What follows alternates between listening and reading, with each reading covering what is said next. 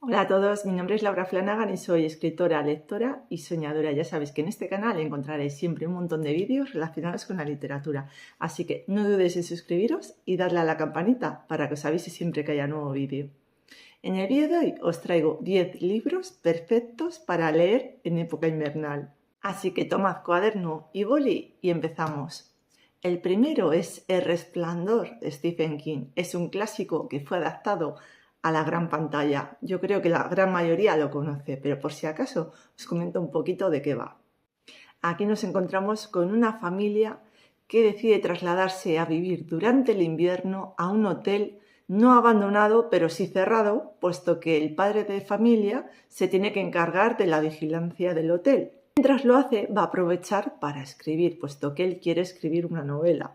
¿Qué ocurre? Que a lo largo de su estancia en este hotel comenzarán a ocurrir cosas inexplicables. Cosas que harán que Jack Torrance, el padre de Danny de 5 años, empiece a perder la cabeza. Por supuesto, sabéis que hay una continuación que se llama Doctor Sueño y de la que también hubo adaptación. La primera película fue llevada al cine gracias al protagonismo de Jack Nicholson y en esta segunda cobra protagonismo el hijo que ya ha crecido y al que le da vida Ewan McGregor. No os preocupéis porque os voy a traer novelas de todas las temáticas y la siguiente es de romántica y es Heima es hogar en islandés de Laia Soler. Este libro no lo he leído, pero lleva un tiempo ya en mis libros pendientes y tengo muchísimas ganas de leerlo. Os voy a leer de qué va.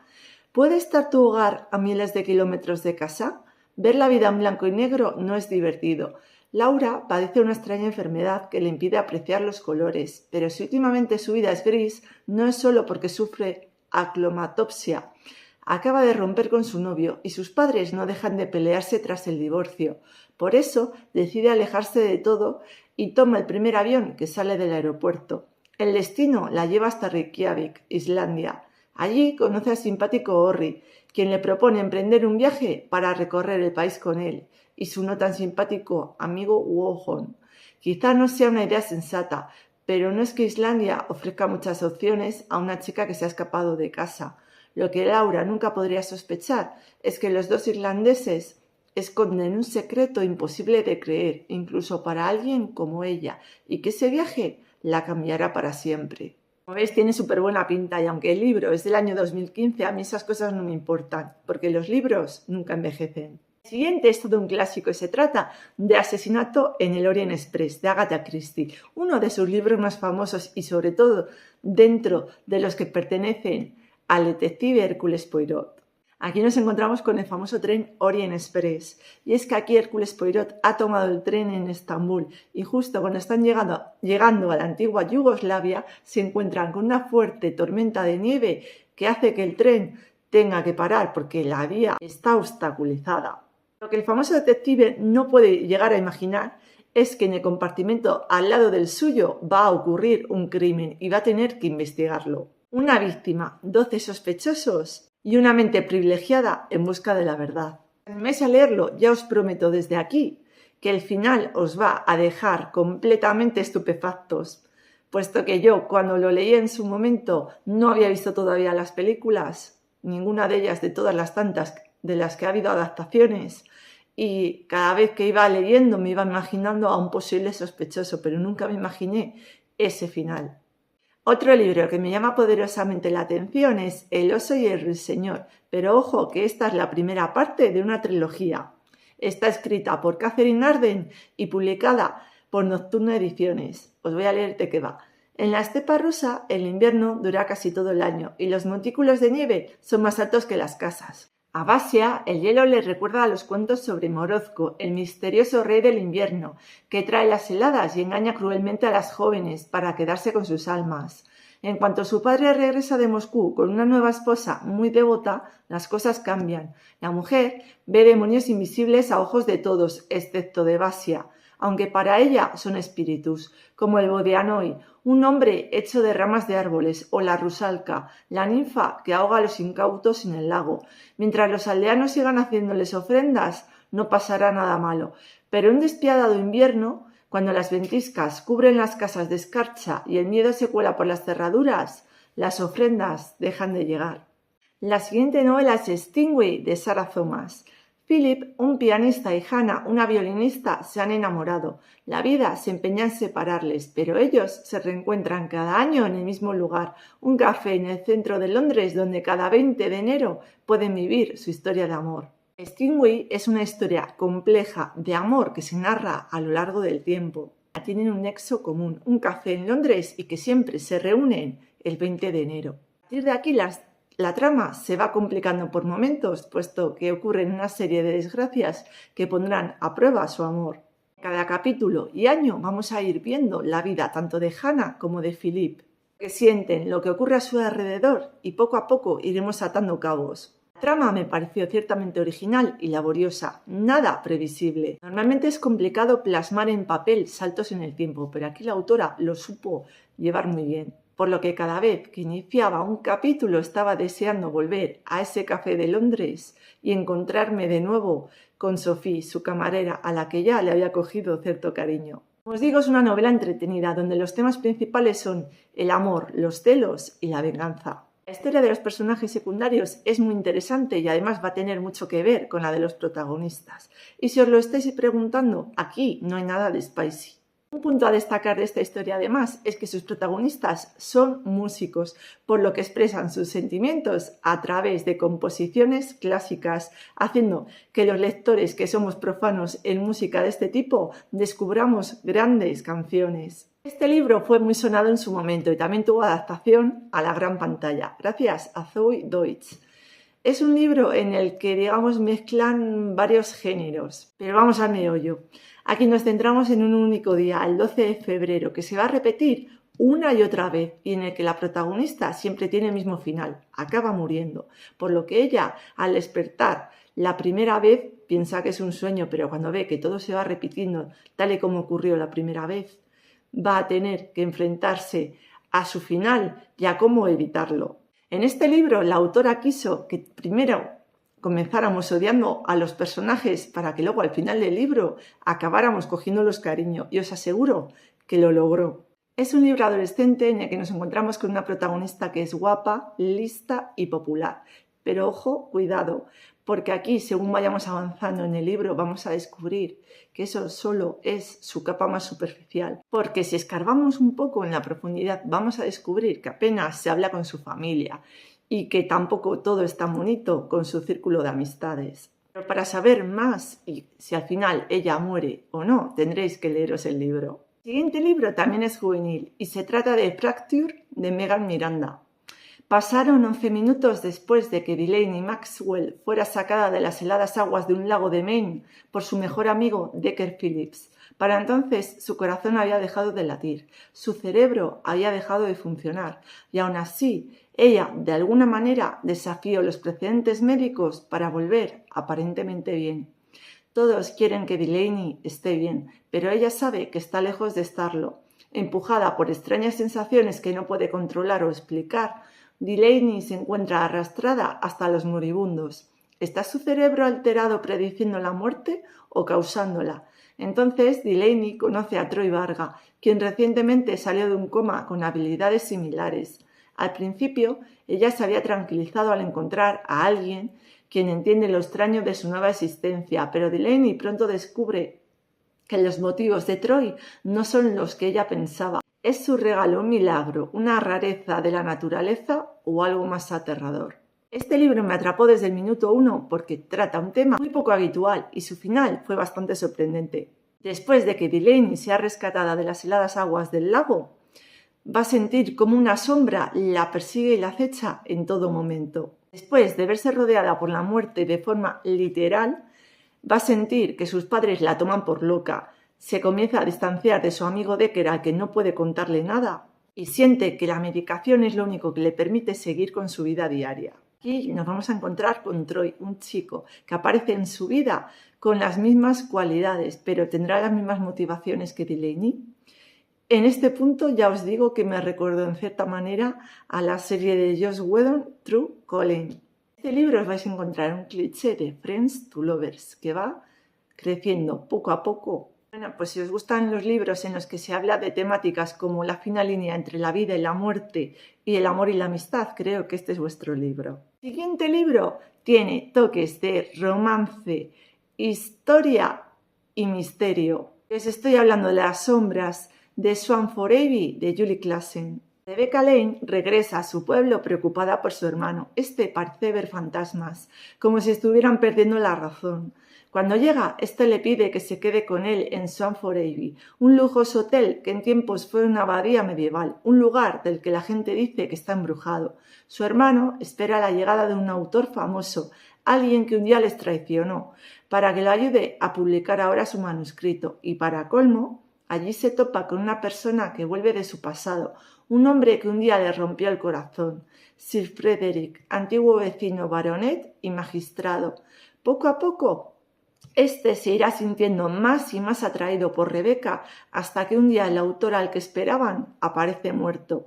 ¿Quién lo ha asesinado? Desde luego, los hermanos Lynn tenían motivos. ¿Podrá Sir Frederick llegar a la verdad? ¿Y qué será de Rebecca? Sin duda, la joven oculta algo. Conozco que en su momento no había leído nada de esta autora tan famosa y que en la publicidad de esta novela se dijese que, digamos, el argumento era una mezcla de las novelas de Jane Austen con las de Agatha Christie, me llamó muchísimo la atención y fue únicamente lo que me hizo leer este libro. Me gustó mucho la forma tan cuidada de narrar de la autora, la documentación tan bien cuidada y la evolución de sus personajes a lo largo de las páginas de esta historia. Y por supuesto también disfruté mucho de los guiños que hacía mencionando otras novelas y también de los detalles que salían en cuanto a la arquitectura de la abadía. Como habéis podido escuchar en el argumento, aquí hay varios clichés. El slow bar, el de segundas oportunidades, o más bien como a mí me gusta llamarlo, reencuentros. Que la historia de amor está muy interesante, sí que os diré que queda en un segundo plano para centrarse sobre todo en la resolución del crimen. Sí que os voy a decir un par de cositas que no me gustaron del libro y que podéis pensar que debido a eso el libro en general no merece la pena, pero no os equivoquéis, que sí, la disfruté muchísimo. Sin embargo, estos pequeños puntos me hicieron disfrutarla un poco menos. Uno de ellos es que la protagonista del libro descubre quién es el asesino, sacándose la autora, digamos, un deus ex machina de la manga, un recurso que a mí no me gusta para nada. Y sí que es verdad que en cuanto a la trama amorosa, el final fue un tanto precipitado. Me hubiera gustado que le hubiera dado de margen un par de páginas, bueno, un par no, pero 10 o 20 páginas más habría estado seguramente bien. Creo que aquí principalmente el problema fue que la novela estaba tan bien vendida que me creó tan altas expectativas que en cuanto leí el libro yo creo que tenía una imagen hecha ya de la historia y luego no fue con lo que me encontré exactamente y ahí me rompió un poco los esquemas. Así que sí que me gustaría leer algo más de esta autora en el futuro para quitarme esa espinita. El siguiente libro es de un autor español y el género, el zombie. Y se trata de Y pese a todo, de Juan de Dios Garduño, que además tuvo una adaptación a la gran pantalla. La película la podéis encontrar con el título de Extinción. Y os voy a leer un poquito de qué va. Durante el mandato del presidente Obama, Estados Unidos tiene constancia de que Irán va a cometer un ataque contra sus bases en territorio aliado. Ante la estupefacción del mundo entero, le declara la guerra. Rusia y China se alían con Irán, Gran Bretaña e Israel con los americanos, y así, país por país, todos toman parte en la Tercera Guerra Mundial. En pleno enfrentamiento y ante la devastación que producen las armas nucleares, los rivales deciden utilizar las armas químicas más baratas y fáciles de fabricar. Se crean nuevas cepas de virus ya existentes, utilizando el ADN recombinante y extinguiendo así a casi toda la población mundial. En la ciudad de Bangor, Maine, solo han sobrevivido 3 personas. Peter, su pequeña hija, y Patrick Stendhal, su odiado vecino. En una población totalmente nevada, gobernada por temperaturas que bajan de los 10 grados bajo cero, los 2 hombres se enfrentarán a algo más que al odio que sienten el uno hacia el otro, unos visitantes con los que no contaban. Un libro entretenido que me tuvo enganchada de principio a fin, que además tenía momentos divertidos, pero otros en los que se te cerraba la garganta y estabas súper tensa. Aquí nos vamos a encontrar a zombies poco habituales, tanto en libros como películas, y es que estos son evolucionados e inteligentes. Pues aquí nos vamos a encontrar con la típica trama de luchar y sobrevivir. O comes o te comen. Como acabáis de escuchar, los dos vecinos no se hablan, Peter y Patrick, y es que tienen un pasado difícil de superar. Peter sobrevive pensando en su hija, la cual de vez en cuando le da más de un susto. Y Patrick sobrevive también gracias a un perro que encontró, pero cuando este desaparece comienza a perder la cordura y vamos a encontrarnos con comentarios un tanto ácidos que nos van a sacar más de una sonrisa. Al final, ambos vecinos van a tener que limar sus asperezas y unirse si quieren sobrevivir. A lo largo del libro vamos a ir viendo capítulos alternos en los que se narran por Peter y su hija y en otros por Patrick y su perro, además de flashbacks que nos van a contar qué es ese pasado que les une. El siguiente es un clásico y se trata de Miguel Strogoff de Julio Verne.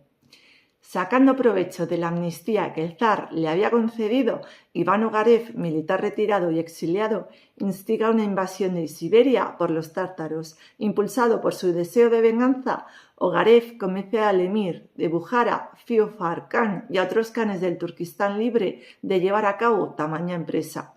No obstante, todo su odio recae sobre el hermano del zar, el gran duque, acantonado en Irkutsk, la capital de Siberia Oriental. El gran duque no le conoce personalmente, aunque ha sido la autoridad que lo ha mandado al exilio. Bueno, como veis, en el argumento no se habla concretamente de Miguel Strogoff, y es que Miguel Strogoff es el protagonista de esta historia, por eso el título.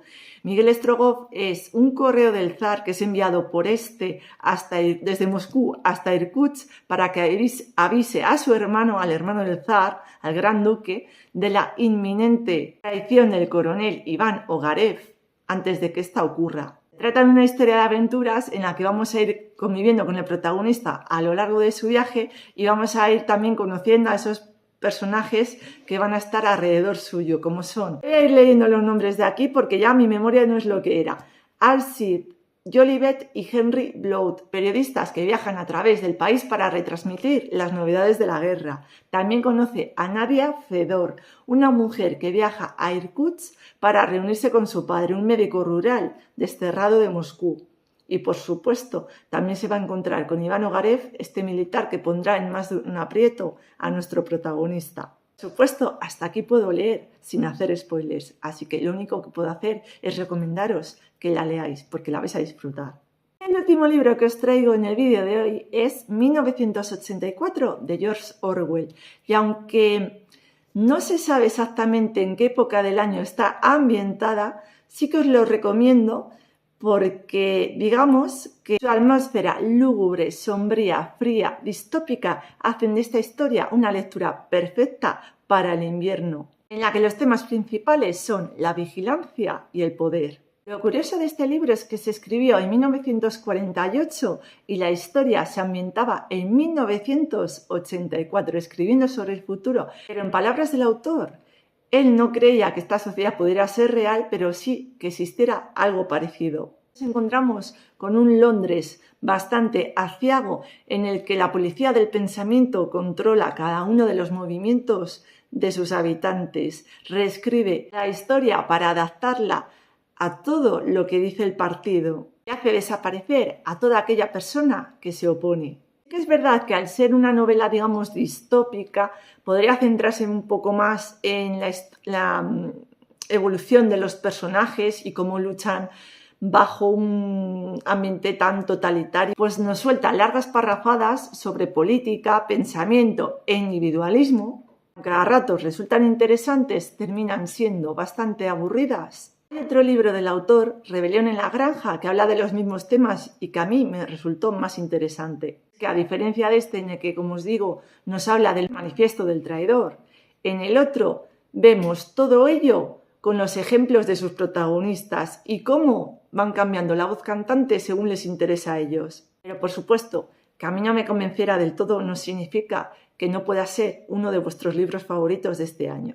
En este libro nos encontramos como la gente muchas veces acepta que quede relegada como una simple oveja sin poder tomar decisiones y seguir a rebaño, sin voluntad para decidir por sí misma, pero también que anulen su sentimiento de pertenecer a un colectivo, puesto que aquí cualquier persona, al sentirse temida por todos los que les rodean, termina acusando a otros para salvarse a sí misma, lo que viene siendo una caza de brujas. Y bueno, hasta aquí estas 10 lecturas invernales que os traigo para disfrutar de esta época del año. Espero que a algunos haya llamado la atención y que por supuesto os animéis a dejarme en comentarios cuál es vuestra recomendación para que tanto yo como el resto de gente pueda descubrir esa historia. Muchas gracias por ver el vídeo hasta aquí y nos vemos en el siguiente. Un besazo. Adiós.